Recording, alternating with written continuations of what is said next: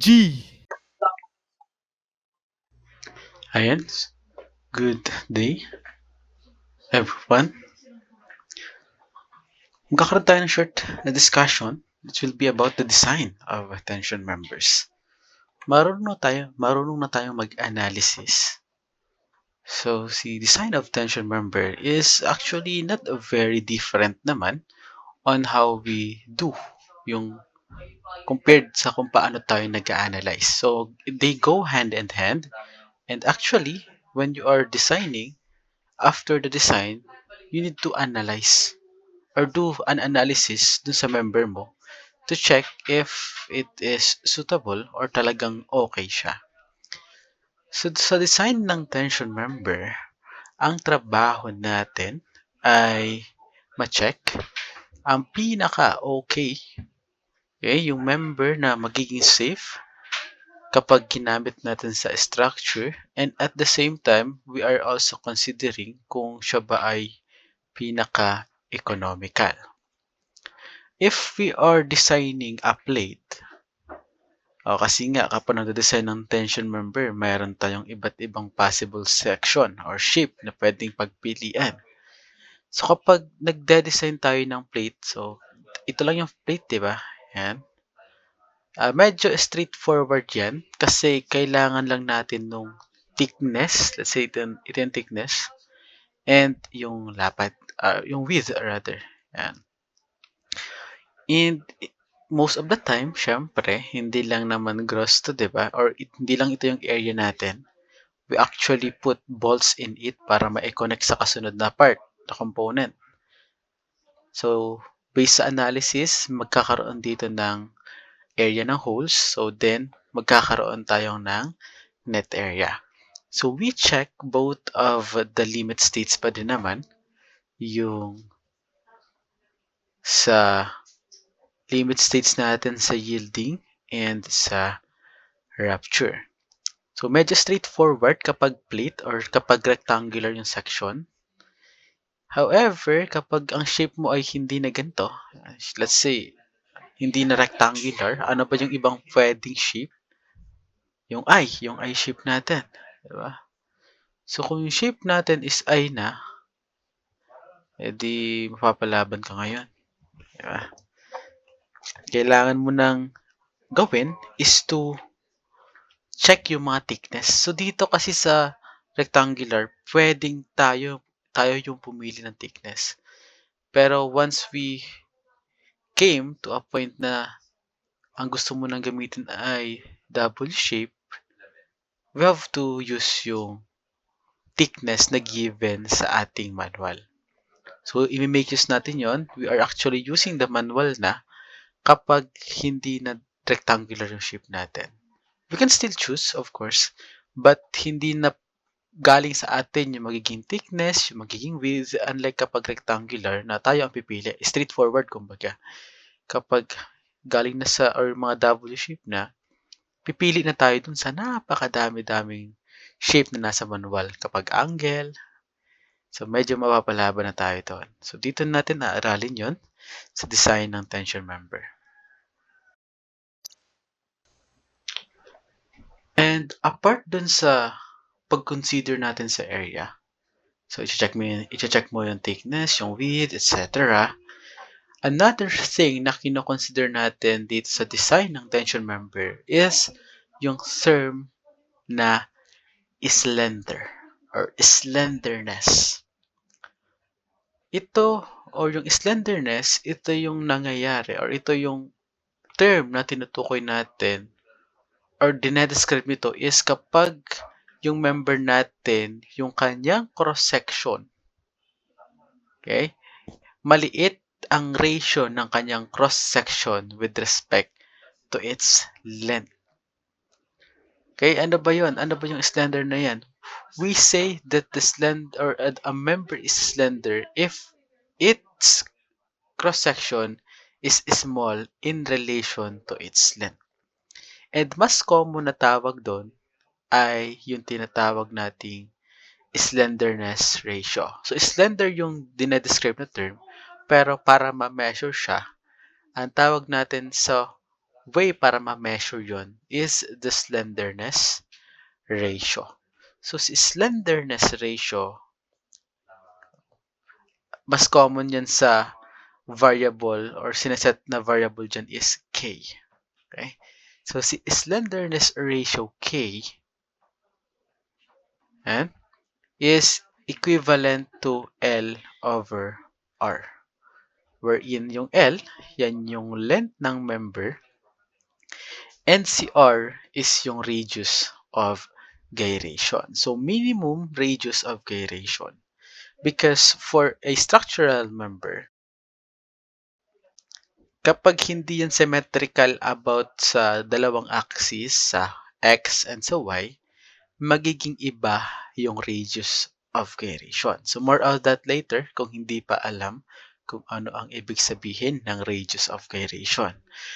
Pero bakit natin mini-measure yung slenderness ng isang member? So, imagine mo to. Okay, sa totoong buhay kasi, hindi naman nakaka-apekto or walang structural reasoning kung bakit chinecheck si slenderness. Like, safe pa rin siya kahit na mababa ang slenderness ratio. May ganong possibility. Hindi directly nakaka-affect si slenderness ratio sa integrity ng ating structure. Pero imagine mo, in terms of tension to in terms of tension. So, ibang usapan kapag compression or kapag beam. Tension lang tayo. So, let's say yung tension member mo is, ang length niyan ay, halimbawa, truss. Ito tayo sa truss. Imagine mo na lang yung analogy. Meron tayong truss. So, usually, ganito ang shape ng truss, nakatagilid. Ayan. Ganon. Pero doon lang tayo sa isa. Yan. Ito lang. Yan. Let's say ito ay isang plate na mahaba. O let's say 10 meters. Tapos, ito na siya. Ito na. Yung 10 meters mo na part ng truss. Top chord, let's say. And yung cross-section, ganito. Nai-imagine mo yung cross-section. Payat. Diba? Payat. Regardless kung nakatayo o nakahiga. Basta nakaganito. Payat siya. And basically, maliit ang slenderness ratio niyan. Okay? Common na nangyayari yung mababang slenderness ratio kapag mababa ang moment of inertia and yung area. So, ang pinakapangit na effect dito is, although safe siya sa tension, kaya niyang dalhin yung specified or required capacity mo sa tension. Pero imagine mo kapag humangin to. Alam mo yung kapag may bangkay na payat na tao. Yan. Konting pitik mo lang dun, magbubble yan. Konting vibration lang, let's say due to earthquake, sobra yung pag-vibrate ng material mo. So, hindi nga siya mag-feel sa tension, pero pag nakita mo naman yan na nasa building mo ay grabe na yung paggalaw, hindi nga mag-feel, ay mamamatay ka naman sa nervyos kasi grabe yung paggalaw ng member mo. So, imagine mo na lang yung nangyayari sa mga payat na stick, di ba? Konting tusok mo lang dito, nagbe-bend, kumbaga. Pero kaya niya pa din. Kaya niya pa rin dahil yung tension. So, sa design ng tension member, wala talagang direct effect si slender. Pero, kasama na kasi sa pagde-design natin yung serviceability. Tapos, ayaw natin yung at the same time, although safe siya, gusto natin feel safe din tayo. And, kapag nagsimula kasing gumalaw yan, maraming variables na pwedeng maapektuhan. Pwedeng maapektuhan yung ibang member sa paggalaw niya. Although safe pa din siya, baka masama naman sa iba. So, to reduce yung variables or yung pangit na effect nitong pagiging slender ng isang member, nag-set tayo ng minimum slenderness ratio para sa tension members. So, ito ay sinet natin na minimum para hindi maging sobrang payat or hindi maging sobrang baba yung ratio natin and maiwasan yung ganong scenario na sobrang paggalaw ng member natin. Okay? So, again, okay lang okay. Hindi talaga siya related sa pagde-design. Hindi siya makaka-affect ng sobrang pangit sa design kung mababa So, minsan ina-allow pa din siya, pero pili lang, depende sa scenario if it's really required. But generally speaking, kino-consider mo siya sa pag-design. Not for structural purposes, but for other reasons. So still, ito ang minimum slenderness ratio natin na chine-check mo lagi. So this L over R should be less than.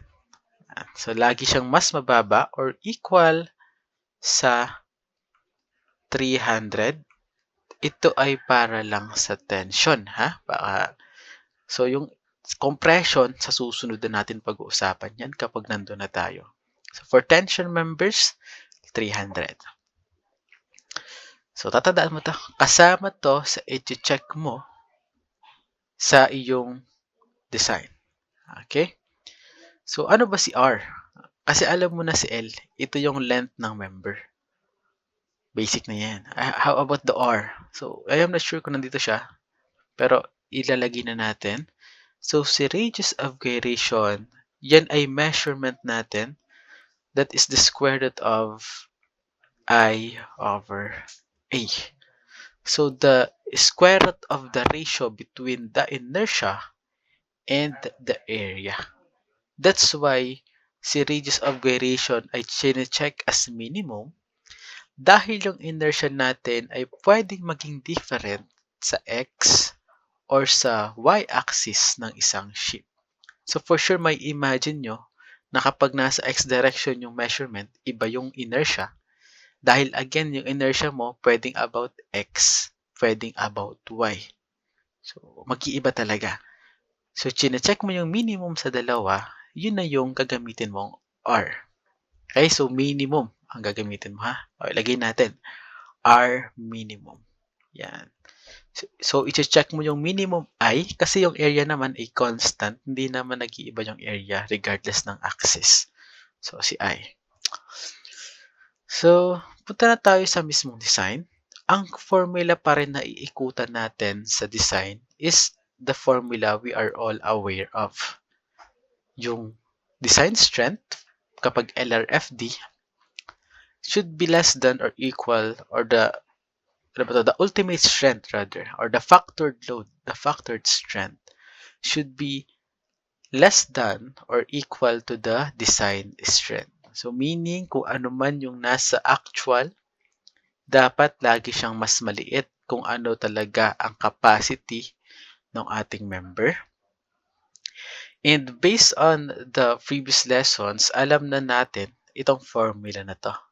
The ultimate sum or the design strength PU, which is the VPN, is equal to 0.9 FYAG for yielding and 0.75 FUAE for fracture. And dahil nga wala pa tayong area kasi nagdi-design pa tayo, wala pa tayong details ng shape, binamanipulate natin ang equation para ang hanapin muna natin ay si gross area and si effective area. So para sa design, parehas pa rin nating i-check yung gross area and effective area. So this time, usually ang given na dyan is yung load. Okay, nung una kasi sa analysis, minsan given na din yung load pero nagko-compare tayo. Okay, so sina-check mo yung design strength. Ngayon, meron ka na nung required capacity, ang kailangan mo naman ay yung area. So note mo na naka-factor na to, 0.9, 0.75. So wala ka nang need pang idagdag na factor of safety dahil factor na yan. So sa ASD, siguro naman ay imagine mo na yung nangyari. So hindi 0.9 and 0.75. So this time, para sa ASD or allowable stress design, the formula will revolve around yung 0.9 magiging 0.6 for yielding, and para sa rupture or sa fracture sa ASD, hindi 0.75, 0.5. So almost the same pa din except dun sa magiging factor natin. Okay, dun pa rin yun, ha? So, and the slenderness ratio is L over 300. Yan.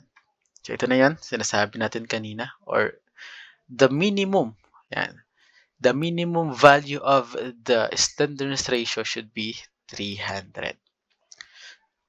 Okay, may example na ba? So, kapag nagda-design tayo, ganito ang magiging method of analysis natin or design. Given, syempre yung formula, meron ka nun. And then, after nun, meron ka nung force. Yes, of course. So, pumunta ka muna sa yielding. And using that, isolve mo si gross area. Pero before ka solve ng gross area, pipili ka muna ng thickness. Okay? Ito ay para sa plate. Okay? Pipili ka ng thickness and ikaw magde-decide nun. Pipili ka ng thickness, ikaw magde-decide. And then, based on that thickness, makukuha mo yung width. Diba? Kasi yung area naman para sa plates is thickness and width. So, pakinggan maigi. So, dun muna tayo. Okay? So, thickness and width. Importante kasi yung thickness para naman sa effective area. Kaya thickness yung una nating ina-assume. So, tayo magde-decide nun. Hindi ibibigay ng problem kasi nga designer ka. So, kapag may thickness ka na, if ever na may hole doon or required number ng bolts, so bolt holes, yun naman yung gagamitin mo para sa effective net area. Again, kasi sa effective net, di ba kasama din yung sa area na to, ibabawas mo dyan yung area ng holes. So, i-approximate mo na din yun. Kasama ngayon yun sa design. And after that, mag-a-analyze ka. I-analyze mo ngayon kung safe yung ginamit mong section. Okay? So, let's proceed sa ating sample problem. So, we only have 2 sample problems for this one. I will just give you the gist kung paano siya ginagawa, but most of the design is kayo talaga ang magta-try nun.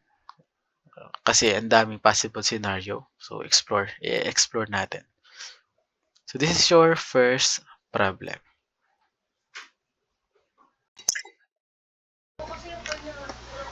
Meron tayong tension member. Ang length ay 5 feet 9 inch. So, pwede mong isulat agad yan. L is 5'9". 5'9". And ang mga loads na kailangan niyang i-resist is the live load or the dead load muna is 18 kilopounds and the live load is 52 kilopounds. Kailangan nating pumili ng member with a rectangular cross-section. Gumamit ka ng 836 steel and dapat 7/8 yung gagamitin mong bolts. So based on this given, let us complete muna yung mga data na meron na tayo. First, we have a steel type. So we have the properties of a 836 steel. The Fy is 36 KSI and the Fu is 58 KSI. At the same time, given sa atin yung bolt, then we can get the hole size. So, it's still the same, right? Wala pa masyadong different. Kakaiba. Ito pa rin, siya pa rin yung nakilala mo. So, 1 inch hole o diameter ng holes. And given sa atin si dead load and live load, and kung maaalala mo, sa LRFD, kailangan natin yang gawing ultimate. So, let's start with LRFD na. Mag-design na tayo using LRFD. So, for LRFD, this is your formula. For yielding muna tayo. So, for yielding, the gross area is the ultimate force over 0.9 Fy. So, binaliktad lang natin yung 0.9 Fyag is equal to Pu. Tama? And for rupture or fracture, it's Ae is equal to Pu over 0.75 FU is still the same. Now, based on this given sa LRFD, definitely need natin sa FU makuha. Tama? So, let's solve for that PU muna. So, PU is, I believe, alam mo na ang gagamit or magagamit nating load combination dito. Obvious naman, kung meron kang dalawang load lang, in dead load and live load lang yon, then definitely it should be 1.2 nung dead load na 18 plus 1.6 nung live load na 52. So here, you will have an answer of 1.2 times 1.8. 18 rather. Tayo dyan. 1.6 times 52. 104.8 kilopounds. So, you have your U. Be mindful ng unit, pero usually naman, uniform naman tayo. We are using kilopounds for force, or pounds, kilopounds, and inches. Okay, so once may naka-foot dyan, tulad ng length, yan, you can convert it immediately papuntang inches. Marunong ka naman, di ba? So, kung 5 foot 9'11 yan, or 9'11, 9 inch, you simply have to multiply the 5 to 12, right? So, that is 69, 69 inch. Okay, so kayo nang bahala mag-convert nito ha, ng 5'9". So, 69 inch. 5 times 12 plus 9. So, lahat naka-inch, lahat naka-foot. Okay? Pwede na tayong dumiretso sa next step. So, observe mo yung setup na natin at this point. Okay? Kompleto na yung data natin and yung area na lang yung kailangan mo. And kapag nandun ka na sa point na yon, you can choose a thickness. Okay? So, bahala ka sa member thickness. As much as possible, mababa kung pwede kasi nga gusto mong matipid. So, you don't want to immediately go sa pinakamataas na thickness para lang maging safe, di ba? So, you want it to be a bit dun muna sa lower side para mas matipid. And then, kung sakaling hindi lang swak, edi bago ka umangat ng thickness. So, ibabase ko na to sa kung ano yung nasa book. So, try natin yung 1 inch. So, una mong gagawin, try 1 inch thick. Yan. Trial and error talaga to. Try tayo na 1 inch thick, meaning, yung gross area natin, so AG, should be the thickness times the width or gross width. Okay, wala pa tayong mina-minus. So, gross width yung kailangan natin. So, here, nag-assume ka na 1 inch yung thickness. Okay, pwede mo yung i-substitute dun sa equation. Okay, but to do that, let's also substitute yung mga data natin for PU and FY. So, yielding muna tayo. We can do fracture later on. So, gross area is the thickness, which is 1 inch, times the gross width. Okay, kapag gross width, wala pa tayong binabawas. Is equivalent to PU 104.8. Ito ang nilalagyan natin ng equation. Okay? So, yielding muna tayo. Lagay na nga natin Y. Yield. 104.8 over 0.9 times 36. Notice that immediately may masosolve ka na agad sa gross width. Diba? So, ito na yan. Basically, yan na yan. Yan na yung gagamitin mong size. Wala na. Siya na yun. Let's check. So, that is 3.23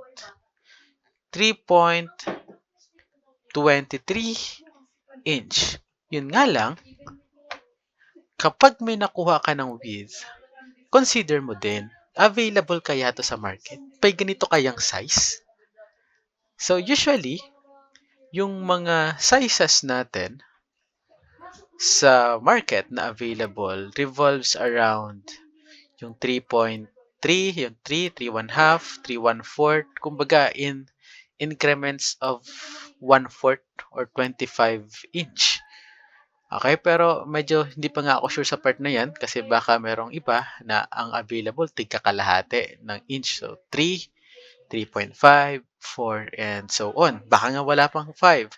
So, it entirely depends sa availability sa region or sa lugar. I am not really sure dito sa atin sa Batangas or around the Calabar zone or in Philippines in general.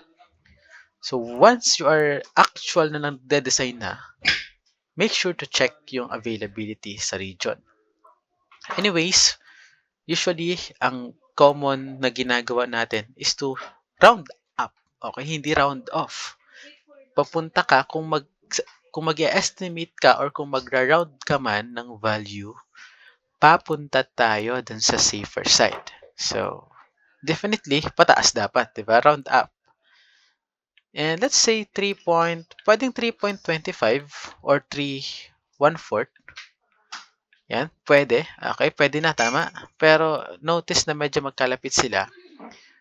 If ever lang na gawin mong 3.1/2 yan, 3.5, okay lang. Walang masama doon. You're actually papunta pa sa mas safe and hindi rin naman super laki ng i-jump sa presyo.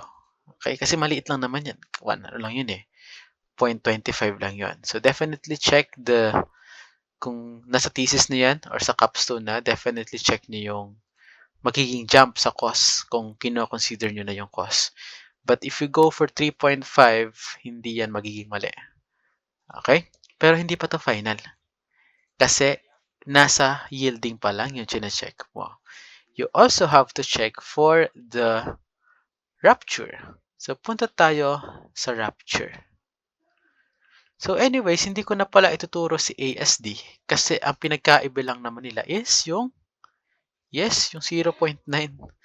Siyempre, kay ASD magiging 0.6.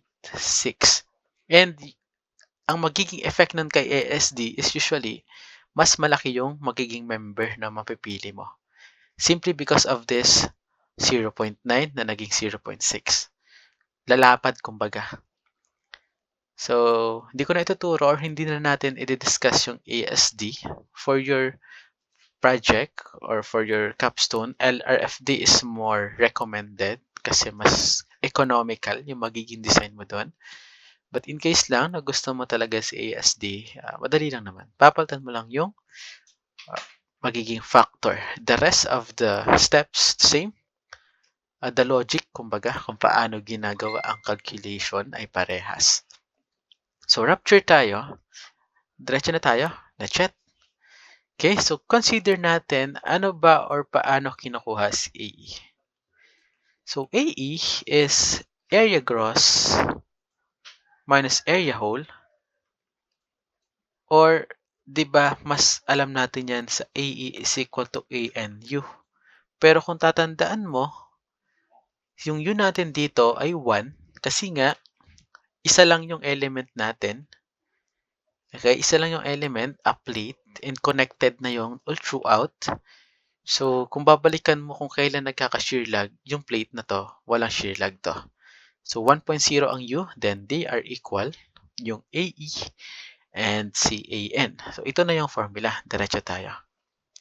Sabi dito, meron tayong one line ng bolt. So, one line ng hole. Kumbaga, kung ito-draw mo, you can draw. Hindi naman required to. So, ito yung plate. So, it doesn't matter kung ilang peraso yan. Ang mahalaga, isang linya lang. So, kapag nag-cut ka ng section doon, isa lang yung ma-expose na holes. So, dito, pwede kang dumiretso. So, what is the gross area?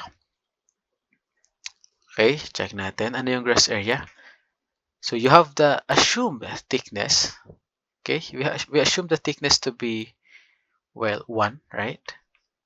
Ito ha, thickness times yung gross width. Yan. Minus area ng hole. Alam na, di ba? Diameter ng hole times the thickness. So you have the diameter of hole, which is 1 inch, kung hindi ka nagkakamali, tama? Yung. And yung thickness na 1 inch din, inassume natin. So, ito na yung effective area mo. Or simply, this is, sige na nga, gross width minus 1. Ito ngayon yung ilalagay natin doon sa equation for fracture. Diba? Straightforward lang siya. So, hopefully, nadadalian kayo. Dapat madalian ka sa part na to. Kasi madali pa to. So, punta na tayo. I-substitute natin yan dito sa equation na to. You have the AE, the effective area, equivalent to PU 104.8 over 0.75 FU na 58. Okay, PU, reduction factor, and yung 58 na FU. Ganun pa rin ang diskarte natin. So the gross width should be equal to or equivalent to 104.8 over 0.75 times 58 plus 2 plus 1. So 3.41 and approximately, okay, i-round up mo agad to ha, okay, round up natin. Hindi na pwedeng 3.25, so it should be 3.5 or 3, mas okay siya kapag nasa steel, ganito ang makikita mo. 3 and 1/2. 3 and 1/4. Okay?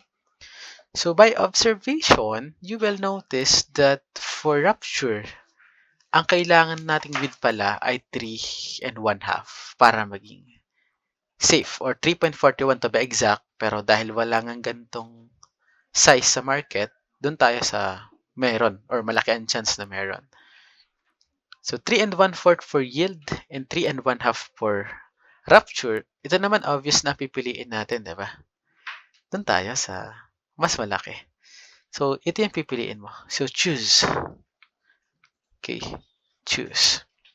And then finally, ito na ang magiging ito ang magiging decision natin. So therefore, use or choose plate or bar. So dahil plate to, let's say PL, 3 1/2 by 1 inch. Okay? Ayan. So hindi naman in-specify yung thickness. Actually, pwede kang gumamit na mas mababang thickness dito. Okay lang. Ang goal pa rin is yung end. Now, safe na siya straight up sa design. Okay, using the formula. Pero, like we have said earlier, kailangan nating i-check yan for slenderness. Okay, madali lang naman sa slenderness. Again, dapat sabi natin, yung K natin or yung L over R, yan, it should be less than or equal sa 300. Okay, tanggalin natin yung yan. L over R should be less than or equal to 300. May length tayo, di ba? 69. How about R? Wala pa. Pero kukunin natin si R. Okay? So, si R, meron niyang dalawang possible. Yung sa minor and sa major axis ng ating shape. Ito yung formula, tama. Kunin natin R. Dito ko na, saan kaya pwede? Sa Gedley. So, R is I over A. Square root of inertia over area. So, yung inertia natin sa X ay pwedeng iba sa inertia sa Y. Because, again, ito yung ating shape. You have 1 inch here and 3.1/2 inch there on the other side.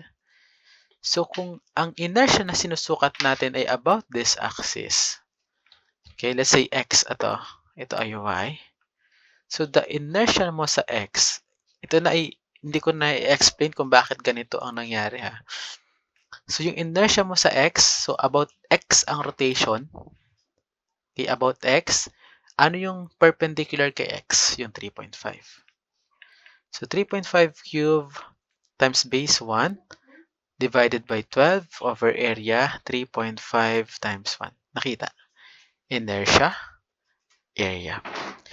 So, ang diskarte mo lang para sa Ix, so dahil nasa x-axis, tawagin nating Rx. Radius of gyration about x.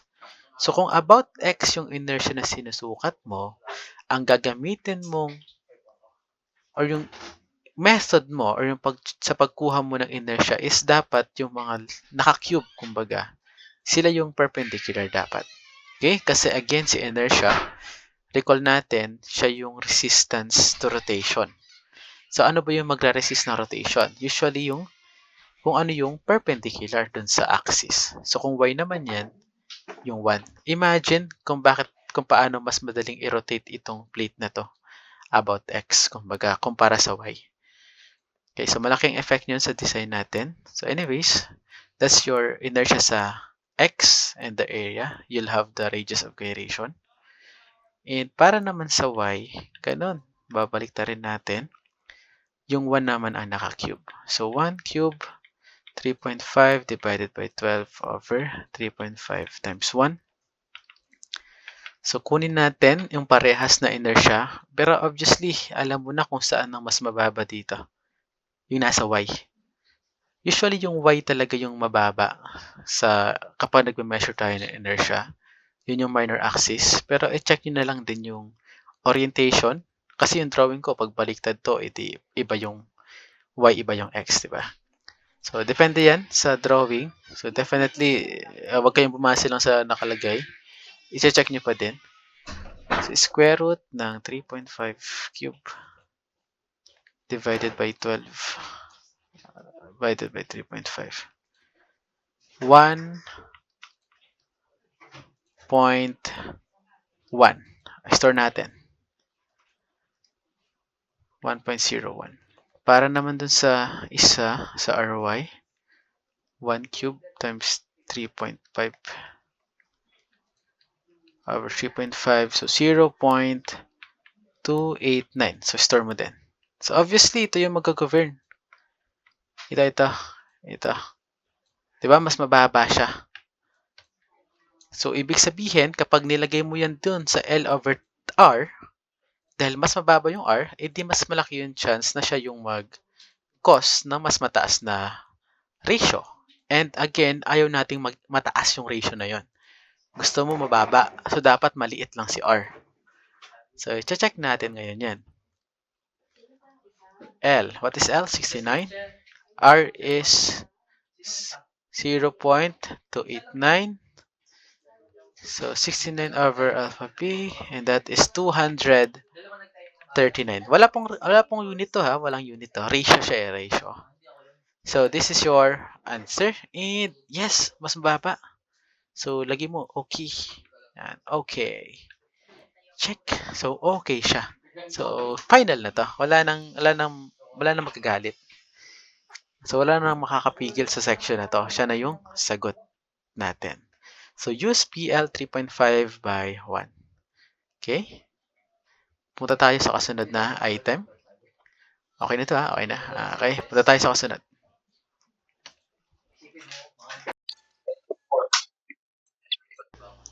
Before we proceed dito sa kasunod na problem, let me share something.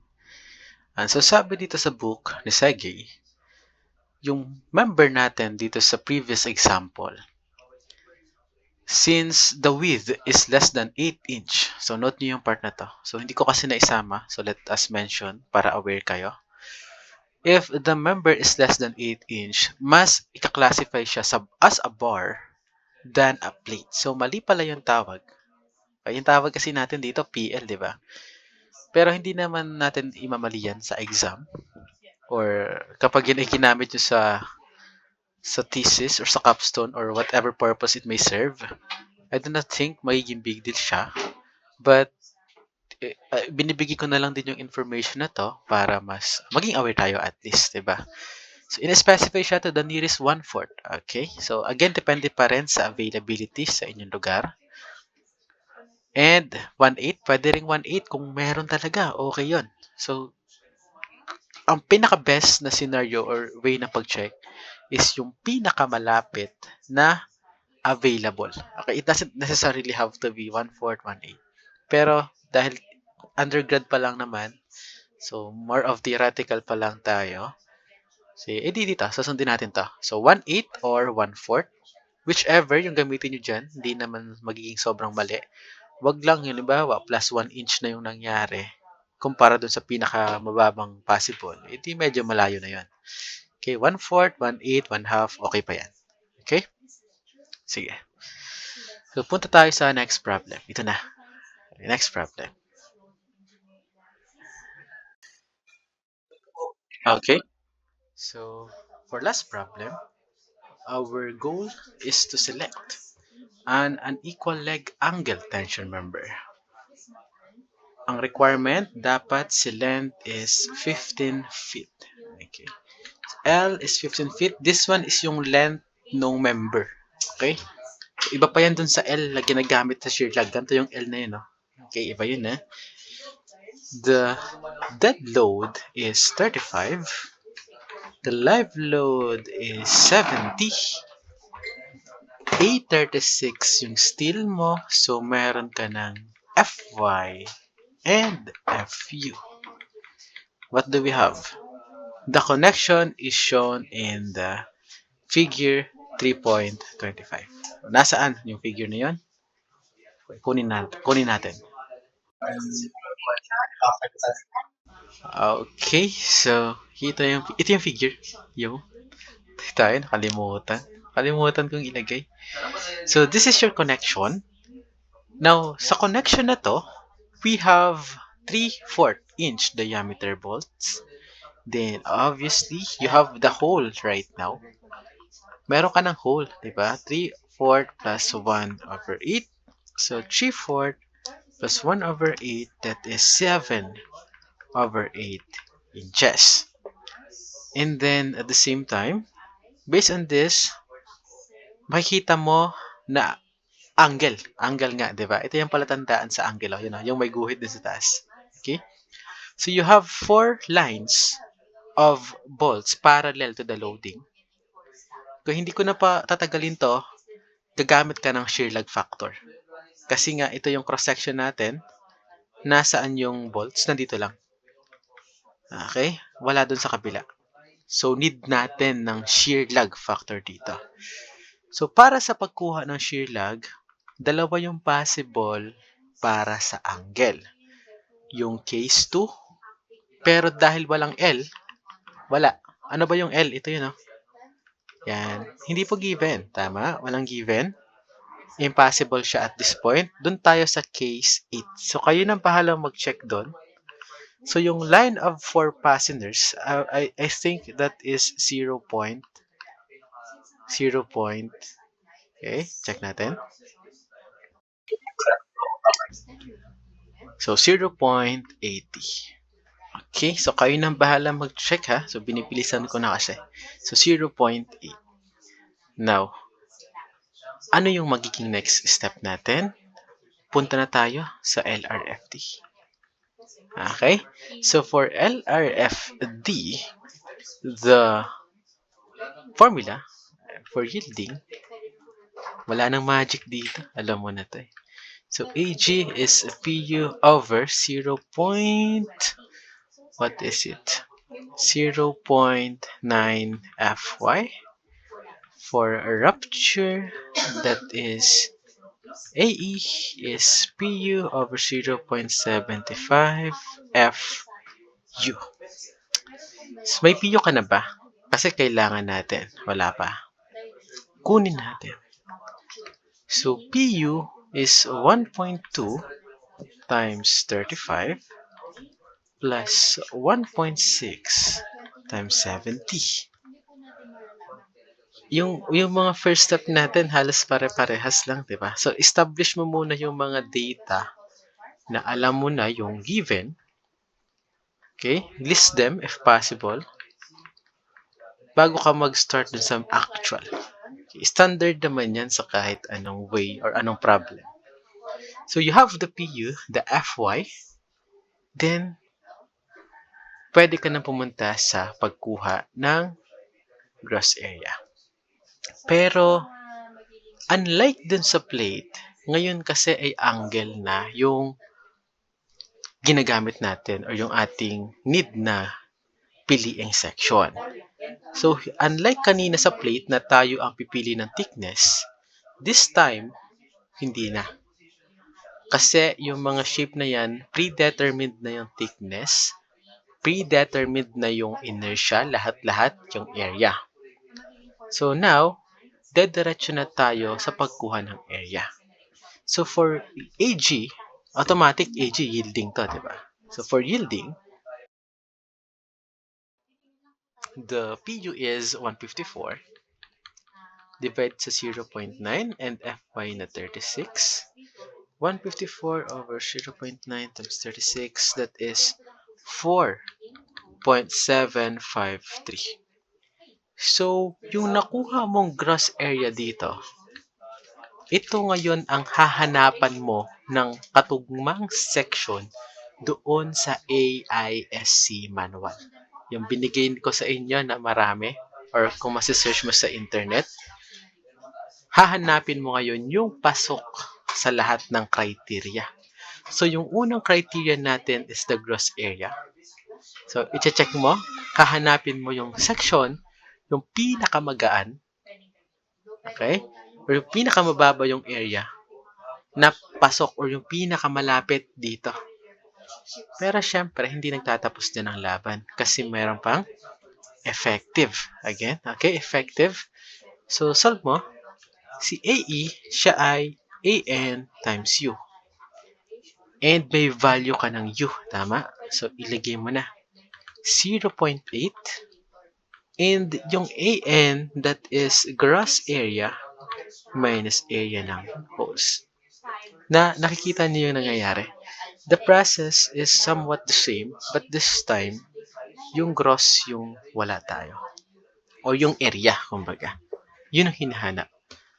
So, atin pang i-expand to, 0.8 times, the gross area is unknown, right? Still, lagay mo, unknown. Okay, si gross area ang gusto natin makuha dito. And yung area ng hole is known. Alam mo yan. You have two lines. Okay, isa, dalawa. Diba, imagine, dito tayo magkakat. So, meron kang dalawa dyan. So, dalawang butas, tapos, the diameter ng hole is, we have it, right? Sana yun? 7 over 8. So, you can definitely put that here. So, 7 over 8 times thickness. Okay, now, itong problema. Okay, yun ang problema natin. Wala tayo ng thickness. Bakit walang thickness? Kasi wala pa tayo nung shape, hindi pa tayo nakakapili. So, sa part na to, hahayaan mo lang yan. So, meaning, pipili ka muna ng section na pasok sa criteria ng gross area, and then later on, bago mo siya i-check sa criteria ng effective area. Okay? Okay. So, right now, let's leave it at this. Dito muna siya, hayaan natin. So, proceed tayo sa isa pang criteria natin. Yung slenderness. So, dapat, sabi sa atin, yung L over R natin is less than or equal to 300. So, dito, sa L and sa R, saan dito yung about sa material? Yung R. Kanina kasi, na-solve na natin yung area, yung dimension. So, kahit ipahuli siya, okay lang. Ngayon, hindi pwede dahil hindi pa natin kayang isolve agad yung gross area. So, sama natin ngayon siya sa pag-check no consideration. Okay? So, kanina, okay lang na pahuli kapag plate or bar. Dito, kasama siya sa first steps or sa mga naunang step, kumbaga.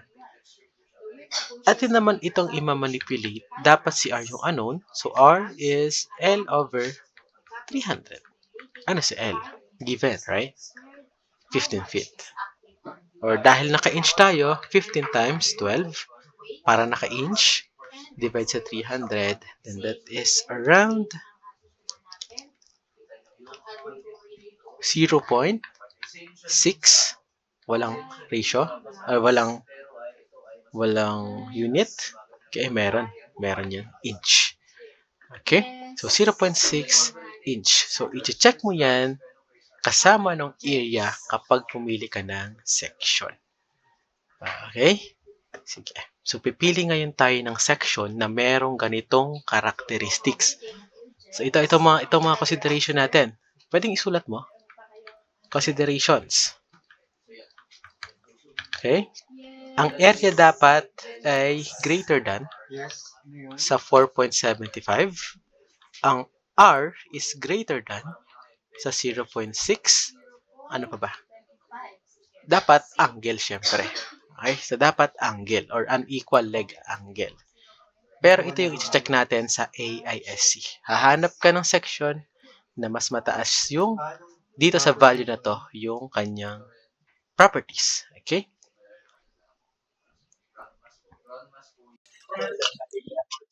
Yan. So, ngayon, nandito tayo sa AISC manual.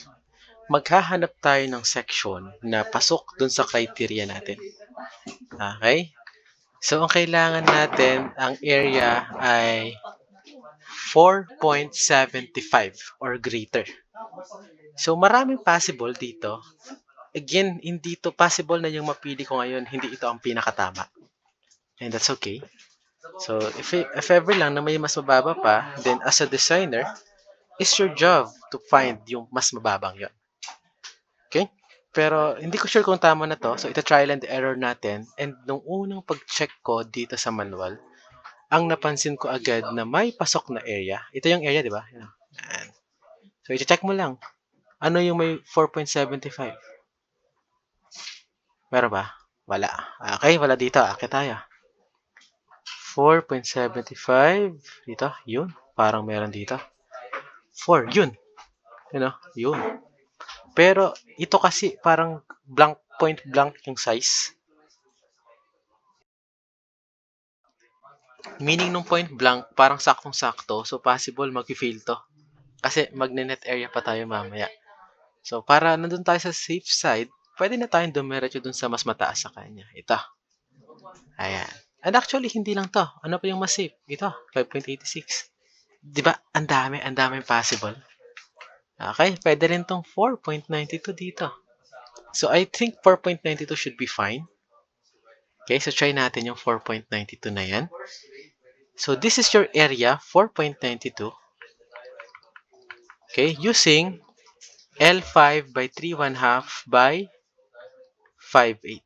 Okay, hindi ko sure kung ito ay same sa book. Kung magkaiba kami, then that's better. Para pag chinek niyo yun, may mapag-comparean kayo. So, 5/8. So, this is your area. Punta tayo sa R. Notice na merong R sa x-axis. And ito ay magiging iba para sa radius of gyration sa y. So, this is the R for x-axis. Ito, 1.56. Ilan ang requirement natin? 0.6. So, malaki. Punta tayo sa RY. Meron pa yan. Ito yun. L5 by, ito ba? 3.5 by 5/8. Ano yung RY? RY. Ito, 0.987. So, kapag nagde-design tayo ng angle or ng kahit anong tension member, i-check mo yung area. Okay? So, titingin ka sa mga dimensions, hahanapin mo yung pasok sa area. Pasok. Hahanapin mo yung requirement sa radius of gyration. Sa Rx, pasok. Sa Ry, 0.987, pasok. So, therefore, ang ito trial section natin, trial section. So, hindi pa to sure. Trial pa lang. Okay? So, yung trial section natin is the L5 by 3.5 by 5/8. Okay? Ito yung gagamitin natin para sa ating trial section. Okay? So, based on AISC, ang pwede natin maging trial section, so nakita natin earlier na pwede si L5 by 3.5 by 5/8. So this section, merong area siya na 4.92 square inch, which is pasok, di ba? 4.75 yung requirement. And for minimum ranges of gyration, di ba dalawa yon? So yung Rx natin ay 1.56, yung Ry ay 0.987. So ito yung minimum. Yung mas mababa sa dalawa, si 987. So 0.987 and pasok. Ay pasok. So with this, okay na yan. Ito ngayon yung i-analyze natin. Okay? So after mong i-design, meaning tapos ka na sa design part kasi nakuha mo na yung section. Okay? I-analyze mo ngayon. So, in terms of gross area or dun sa yielding, safe na siya. Sure tayo doon. Tama? Kasi dun galing yung area na nakuha natin.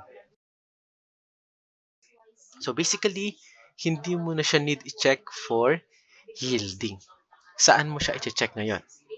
Yes, for rupture. Kasi nga, hindi pa natin na-check.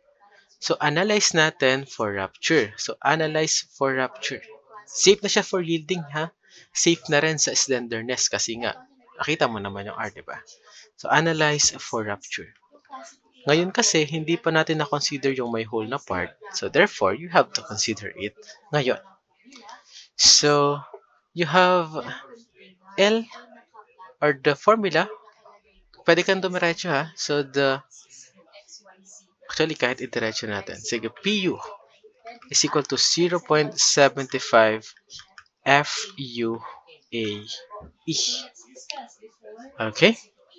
So, AE should be less than or equal, should be equal to PU over 0.75 FU.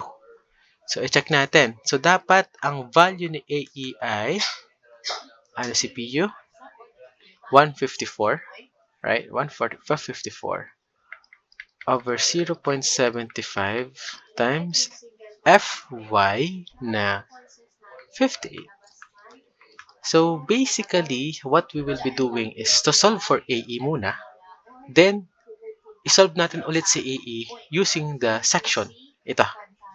Okay. So, ngayon, isolve mo si AE using the formula na PU over 0.75. So, the answer should yield 154 over 0.75 times 58, 3.54. So, ano ang thought process natin? So, dapat, yung masasolve nating AE using this formula, ito, ANU, dapat siya ay mas malaki dito sa 3.54. Okay? So, yun lang yung gusto natin mangyari. Dapat mas malaki. Ano po ang mangyayari if hindi? Then, move up ka ng section. So, gumamit ka ng mas malaking section. Ganun lang. Okay? So, yun ang diskarte natin, ha? So, AN is, or U natin is 0.8, and AN is the gross area. May gross area na tayo, tama? 4.92. So, 4.92 minus area ng hole, which is the diameter of hole, 7/8, right? Right? 7/8 times thickness. May thickness ka, diba? You know. 5/8. Ayun. Tayo dyan. Nakuha nyo na yung ginagawa natin, di ba? So, solve for AE, then compare mo yun sa AE using the section itself. So, here, you will have 0.8 times 4.92 minus 7/8 times 5/8. And, di ba dalawa yung bolt? Times 2. Right? Remind natin, figure, Ilan yan? Ilan? Dalawa. Yun. Okay, dalawa.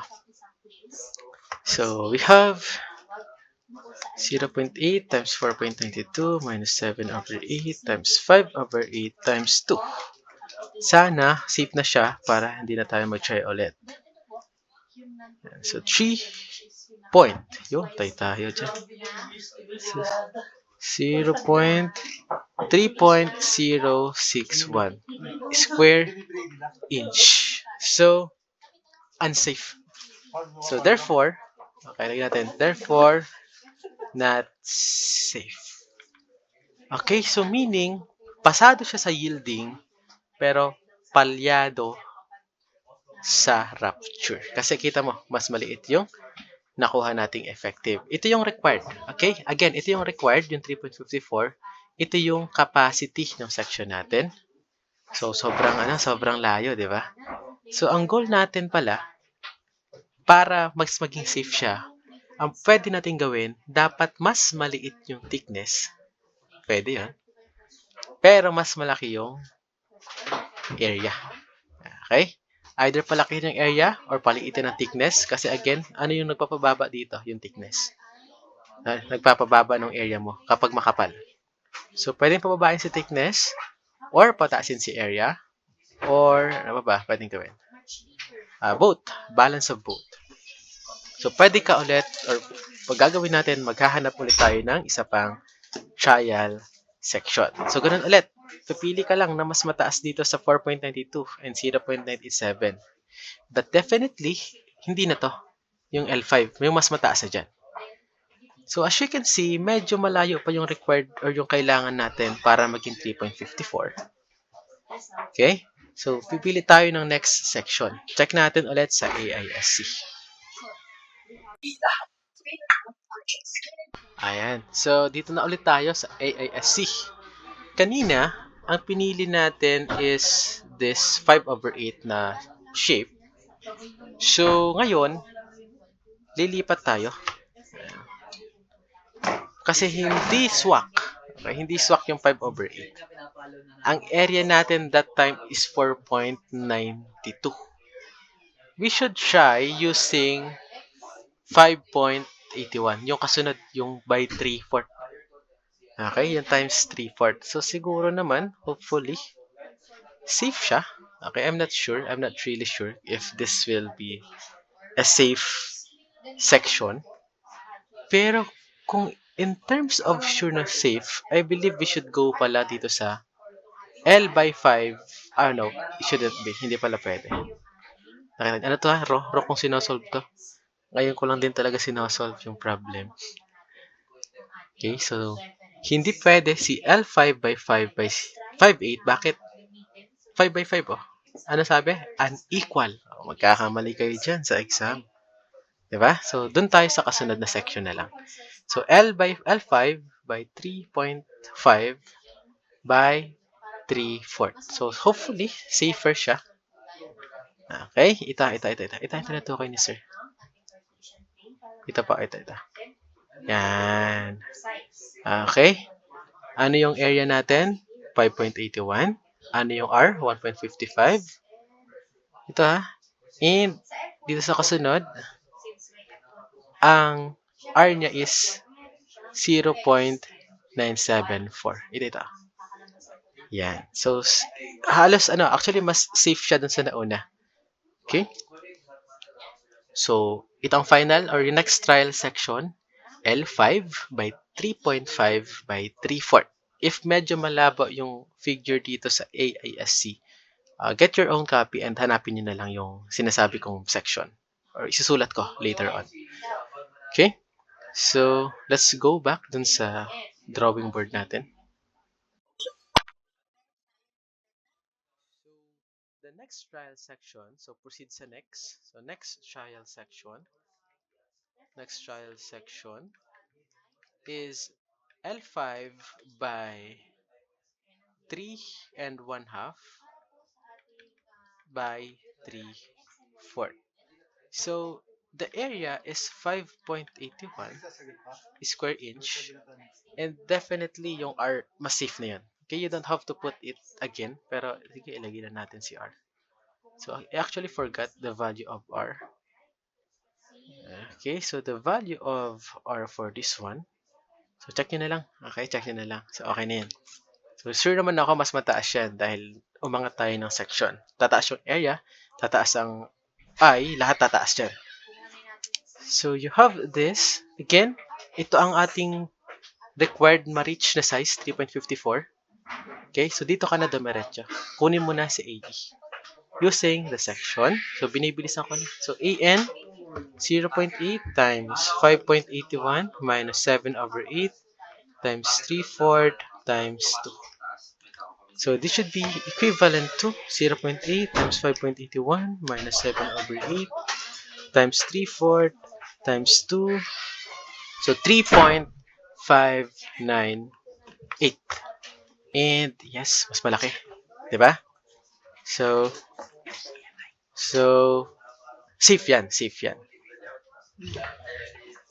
So, nakita mo, the size is mas malaki sa required na 3.54. So, 3.598 yung meron tayo. Okay na yan. Okay? So, safe na yan. Safe na yan. So, therefore, hindi na natin patatagalin. O, use. Lagyan mo. Use. L5 by 3/1/2 by 3/4 backs your answer. Okay, so if it's not the same dun sa nakita nyo sa book, again, maraming possible section. Hindi, probably hindi ito yung pinakatama, pero I believe malapit na siya sa katotohanan, di ba? So safe siya sa fracture, safe sa yielding, pero you can do better kasi kita mo, medyo sobrang liit nung allowance natin. 3.598 lang siya. 3.54 yung na-solve natin na required capacity sa area ng rupture. Okay, pwede pa kayong pumili na mas mataas kung gusto nyo safer yung makakuha nyo. Pero again, mas mahal yon yung mangyayari. So, okay na rin naman to. Wala ka nga lang masyadong allowance. Okay? So, I guess naging mabilis yung discussion. Medyo binibilisan ko talaga. Pero, yan, if you have questions, pwede nyo namang times 0.75. Bilis talaga. So, good luck. Pwede kayo magtanong. Pag hindi ako mabilis mag-reply dun sa Q&A site natin, message na lang ako sa Messenger. So, thank you so much for listening. So, see you next time.